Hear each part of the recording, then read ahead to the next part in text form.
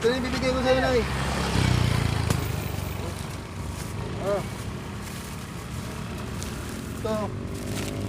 Yan, tubig. Oh. Oh. Nay! Nay! Nay!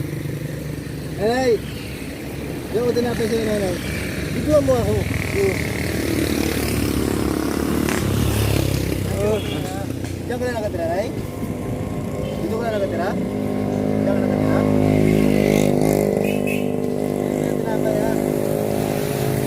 Wala ka bahay, Nay? Bahay? Wala ka bahay? Ngayon yung tinapay, ha? Mamaya, dito ka lang, babalikan kita, bibili pa ako. Bibigyan kita tubig, saka ano, ha? Bibigyan kita tubig, saka ano, pagkain ulit. Hello mga kapatid, magandang hapon mga kapatid. Mga idol, kanina nag-deliver ako, nadaanan ko yung isang matanda na nakatira doon sa may ano, nasa may puno lang siya ng kahoy nakatira. Parang doon siya lagi nakahiga, nakaupo. Doon siya, sabi ko sa kanya, huwag kang aalis dito, babalikan kita, bibili lang ako ng mga pagkain niya. So bibilang ko lang siya ng mga tinapay, biskwit, tubig. Kasi wala siyang bahay eh. Kung mayroon sana siyang bahay, bigas sana ibibigay ko. Kahit 5 kilong bigas at saka isang tray na itlog. Pero sa tingin ko baka kawawa yung babae, yung matanda eh. Kawawa si nanay. Parang hindi nga gaano makapagsalita. Subukan ko lang balikan. So, pupuntahan ko mo ngayon, bibili muna ako sa Alphamart na lang siguro.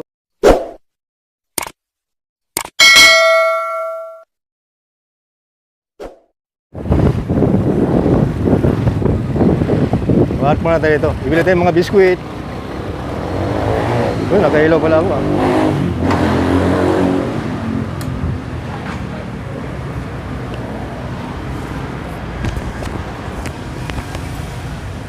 Kaya hawakan mo lang to kasi mic niya yan. Yan lang yan. Ikaw na lang magsasalita ya. Oo.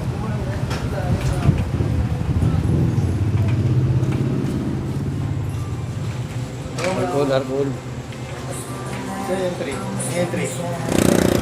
Ay mga kapatid, papunta na ako doon sa kay nanay na nakatira doon sa may puno. So nakabili na kami ngayon. Yan pabibigyan ko sa kanya mga biskwit, tubig, saka soft drinks. Bibigyan ko kay nanay kasi kawawa eh. Doon lang sa may puno nakatira. Samahan niyo ako mga kapatid. Sana makakatulong ito kay nanay. Tara, thank you. Mga kapatid, pupuntahan na natin yung si nanay na nakatira sa doon sa puno ng kahoy. Doon na sa lagi nakatatambay araw. 3 araw ko na sa nakikita ron eh.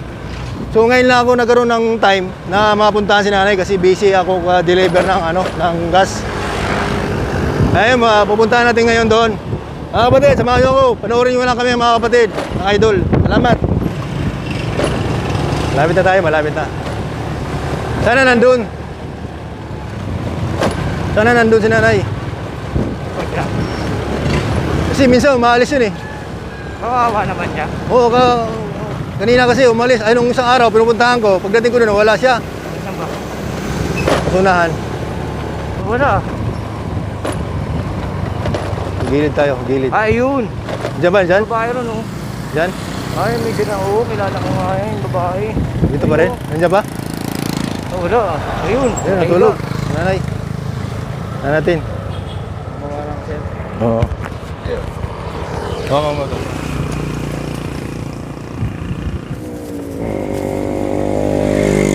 Nay! Dukan, magi dyan lang, ganyan lang. Abot na yan. Nay!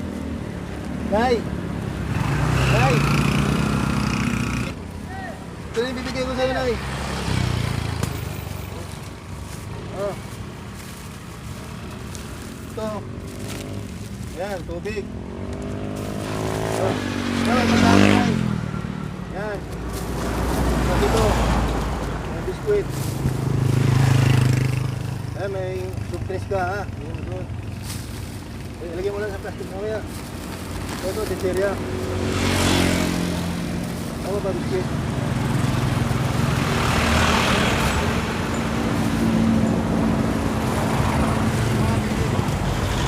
Yan o, bigyan dito. Bigyan kita ng baso, Nay. Ha? Kung may baso ka, magamit. Saan ka ba nakatira, Nay? Wala kang bahay? Wala kang bahay, nanay? Wala po kayong bahay, nanay? So, mga kapatid, ano siya? Para siyang ano? Para siyang hindi siya gaano makapagsalita. Hindi siya gaano makapagsalita, si nanay. Nanay, lagay mo lang dito. Yan, lagay mo dyan.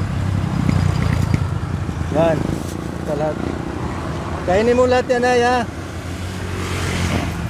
Saan ka umuwi, nanay? Saan? Saan ka umuwi? Saan ka umuwi? Wala ka bahay? Wala? Dito lang? Dito lang siya lagi, mga kapatid. Dito lang siya lagi nakatira. Eh, pag mamayang gabi, saan ka matulog? Dito rin? Ganon? Pag doon? Pinagmamasto yun. Wala tayong dalang mas eh. Ano? Sayang. Paano na wala kang kamag-anak dito, nanay? Wala kang kamag-anak, nay? So si nanay, mga kapatid, parang mayroon siyang malalim na problema. Mayroon siyang malalim na pinagdadaanan. So di sa ganong makapagsalita ng gusto pag kinakausap mo. Sumasagot siya, mga kapatid, pero sobrang hina lang yung boses niya. Nay, kainin mo yan, nay, lagi. Lahat ng mga binigay ko sa iyo, kainin mo yan para ano.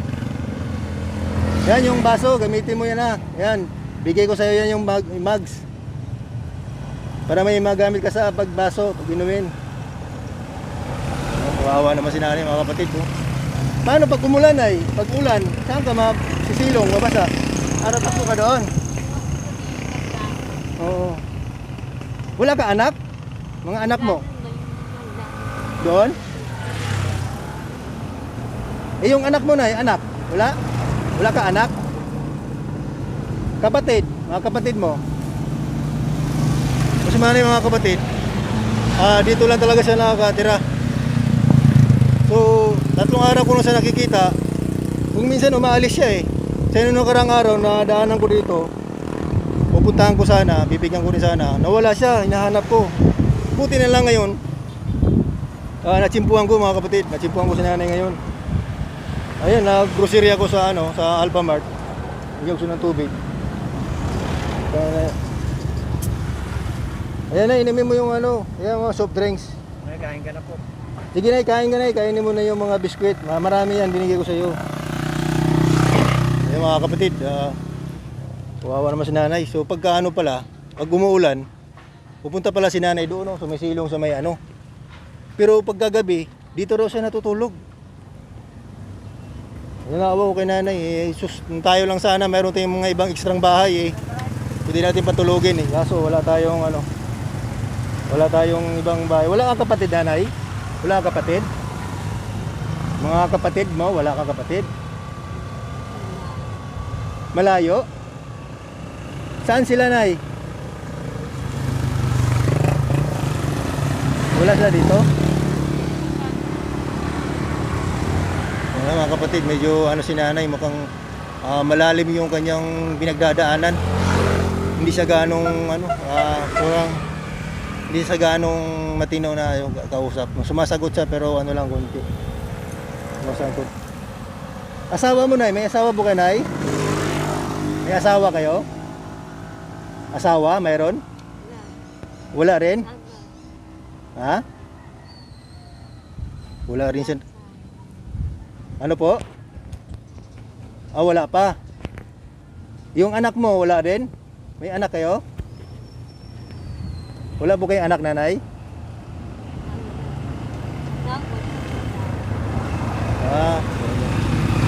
Dito ka nga, tol. Dito ka, tol. Wala talaga kayong anak, nanay? Wala kayong anak? Saan yung mga mo? Mga kapatid mo, nanay? Kapatid? Wala rin? Paano pag umulan? Lakas ng ulan? Kasi, Eh yung ano, pag kumain ka, almusal, tanghalian, saan ka kumakain? Bibigyan ako. Ah, bibili ka? Ah, may pira ka? Ah, o so yung mga pagkain na ibinibigay ko sa'yo pagkain. To, kainin mo yan lahat. Pagka nagutom ka, kainin mo. Oh. Paano, hindi ka natakot matulog dito, nanay? Hindi ka matakot, madilim dito pag gabi eh. Dito ka, maraming mga puno dyan, oh. Kita mo yung puno. Ayan, maraming mga puno dito, nanay, oh. Baka may mga ano dito eh. Yung mga kapatid, dito lang sa natutulog, oh, nanay. Wawas mo si nanay. So, bigyan ko muna namin si nanay sa daan.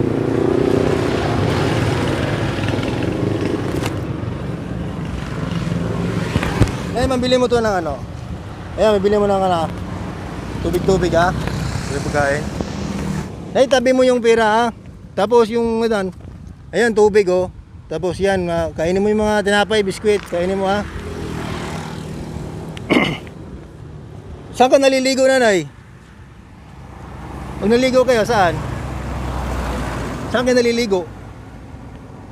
Masapa ba? Sapa? Masapa dyan. May sapa dito? Mga kapatid, si nanay, dito lang siya natutulog. Minsan, naliligo siya doon sa may sapa. May sapa raw doon eh. Saan yung isa pa, Nay? May sapa. Hindi ka na ano, nanay? Hindi ka natakot matulog dito? Natakot din? Wala ka bahay? May bahay kayo? Wala. Wala daw siyang bahay, mga kapatid, mga idol. Wala daw siyang bahay si nanay. So, kahit ito mga idol, mga kapatid, daanan ito kalsada eh. So, bibihira ko lang nakita na may nagbibigay kay nanay rito. Wala rin gaano nagbibigay. Kanina, pagka nag-deliver ako kanina, bumili muna ako ng tinapay, inabutan ko muna siya. Tapos sabi ko sa kanya, nanay, babalikan kita. Mamimili lang ako muna, mamimili ako ng pagkain mo. Babalikan ko siya. Kasi mga kapatid, ang bibigyan ko sana sa kanya, bigas at saka isang tray na itlog. Yung 5 kilong bigas, kaso baka wala siyang bahay. Wala yata siyang, baka hindi siya makasain. Kaya binigay ko na lang sa kanya yung mga biskwit. Sige nanay, uuwi na kami Dito ka lang ba? Dito ka lang lagi tutulog? O sige, dadaan-daan naman ako rito. Pagka naubos yung pagkain mo, bibigilan lang kita ulit Bibigyan na lang kita ulit. Ano po, nay? Kasya na. Kasya na yan? Kulang pa yan, ilang araw, pero marami yan eh. Siguro mga ilang araw yan sa'yo, kainin. Huwag mo na ipamigay sa'yo lang yan. Pagka lalapit mga bata rito, huwag mo kasi sa'yo yan eh. Baka agawin ng mga bata. Oo. Sige nanay alis na kami nanay Kasi aalis pa kami, nagtrabaho pa kami. Pupunta pa kami doon sa planta. Yung mga kapatid, si nanay kawawa talaga eh. Wala siyang matinong kalagayan. Mukhang mayroon siyang mukhang malalim yung pinagdaanan ni nanay, mga kapatid, mga idol. Hindi natin alam kung anong malalim na pinagdaanan ni nanay. Kasi siya eh. Nandito lang siya. Sabi niya, naliligo siya sa may sapa. Pagka malakas ang ulan, mga kapatid, kasi dito sa may puno, ito yung puno ng kahoy, pakita mo pre. Yan, puno ng kahoy, mga kapatid. Dito lang siya nakatira sa puno, sa puno malaking kahoy. Siyempre, pag umulan dito, basang-basa, gagawin niya, tatakbo sa roon sa may yung may mga building doon, tatakbo sa roon para makisilong. Sige nanay, mga kapatid, nandito lang ako mga kapatid. Binigyan ko lang si nanay ng mga makakain niya at mainumin. Nagmamadali rin kami mga kapatid kasi pupunta pa ako ng planta, mag-deliver pa kami ng gasol. Kaya hanggang dito na lang muna ang video ko. Sige nanay, alis na kami nanay Alis na po kami nanay Alis na po kami. Sige po. Ingat po kayo. Ingat po kayo dyan nanay. Sige. Sige, salamat din po sa iyo nanay Ayun mga kapatid, si nanay Kawawa nga si nanay. Ayan oh. So, binilang ko sa Alphamart, bumili ako ng mga tinapay. So sana malakatulong kay nanay yan, makakain din siya. So wala pa siyang matulugan pala. Kawawa. Kawawa ko kay nanay talaga. Kung ako lang may mga extra-extrang malit na kubo Pwede lang. doon ko na lang patitirahan si nanay. Kaso yung bahay ko malit lang din kasya lang din sa aming pamilya. Tsaka isa lang ang bahay ko. Wala rin ako hanggang dito na lang talaga. Hanggang dito lang ako ng nanay. Sulit, habang pabawit sa puto des tindahan. Okay. Yun yung nanay. Kawawa naman si nanay. Magpakarga na tayo sa palanta. Oo, si nanay. Mga kapatid, mga idol. Pauwi na kami. Tapos ako mabigyan si nanay ng mga kain.